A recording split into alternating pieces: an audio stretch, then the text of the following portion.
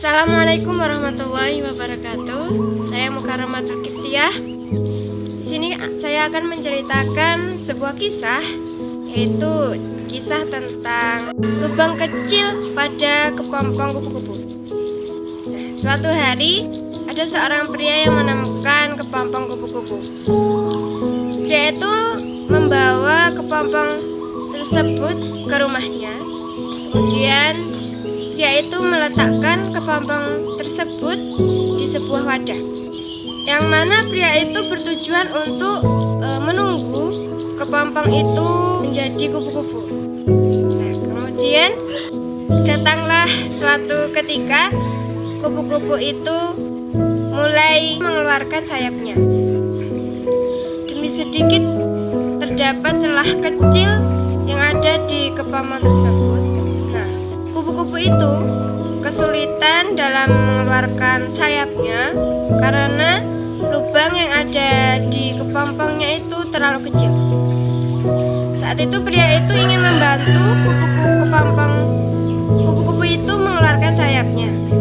Nah, kemudian pria itu membuat lubang yang lebih besar supaya kupu-kupu itu lebih mudah mengeluarkan diri dari kepompong itu.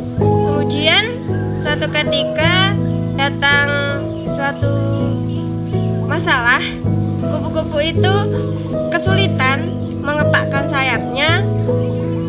Nah, ternyata ada yang salah dari proses keluarnya kupu-kupu itu.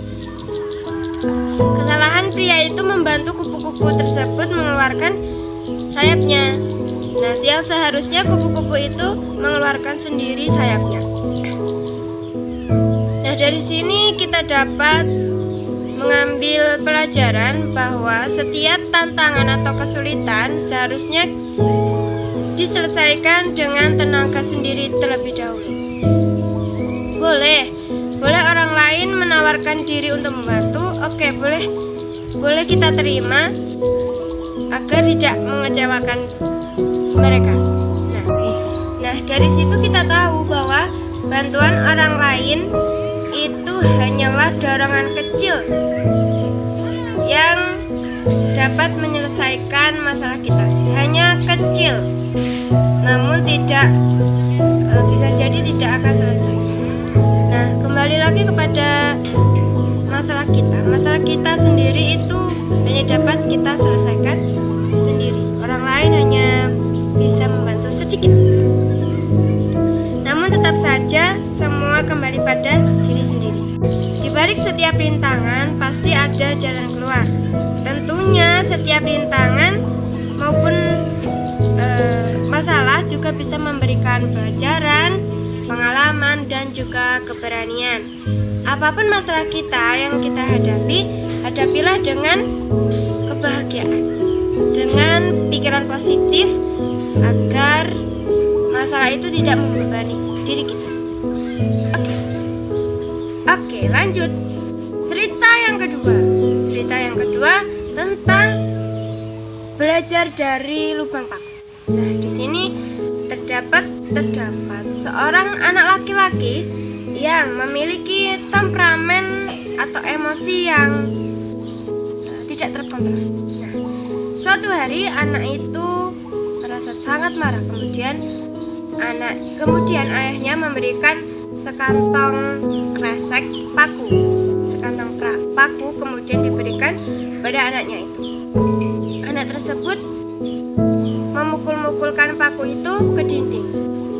Nah, ayahnya bilang begini, banyak dari paku itu yang kau tancapkan ke dinding, nak. Kemudian anaknya ini bilang, iya ayah, inilah reaksi dari emosi. Kemudian ayahnya ini bilang, kau membuat banyak lubang. Nah, ketika tindakan atau emosimu itu tidak terkontrol dan engkau lenyapkan kepada orang lain, maka kemungkinan orang lain tersebut merasa sakit hati. Nah, dari sini ayahnya itu bilang bahwa penting sekali untuk mengontrol emosi diri kita sendiri. ketika kita sudah menyakiti orang lain, maka bukan orang lain ingin memaafkan kita, tapi bagaimana cara kita mengontrol emosi agar tidak menyakiti orang lain tersebut. Ada sebuah kata-kata seperti ini: lidah lebih tajam dari pedang. Nah, itu menunjukkan bahwa kata-kata, ucapan, atau sesuatu yang kita lontarkan, entah itu sengaja atau tidak, kepada orang lain bisa menyakiti hati mereka, sehingga ada kemungkinan mereka itu tidak memaafkan kita, ada kemungkinan mereka itu mau memaafkan kita tanpa kita minta. Nah, dari situ penting sekali kita untuk menjaga ucapan apapun yang kita katakan agar tidak menyakiti hati orang lain.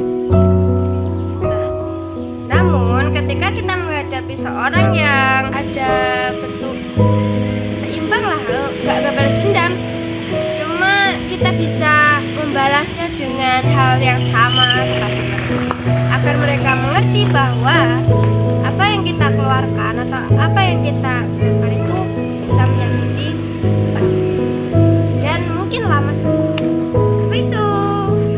Oke, itu tadi sedikit cerita dari saya. Mungkin pesan saya, jangan berhenti berjalan hanya karena sekali tersandung, dan jangan mengatakan sesuatu yang menyakiti orang lain. Itu saja. Wes ngono tak? Sekian dari saya. Wassalamualaikum warahmatullahi wabarakatuh. Yuk, pinjam cerita aku.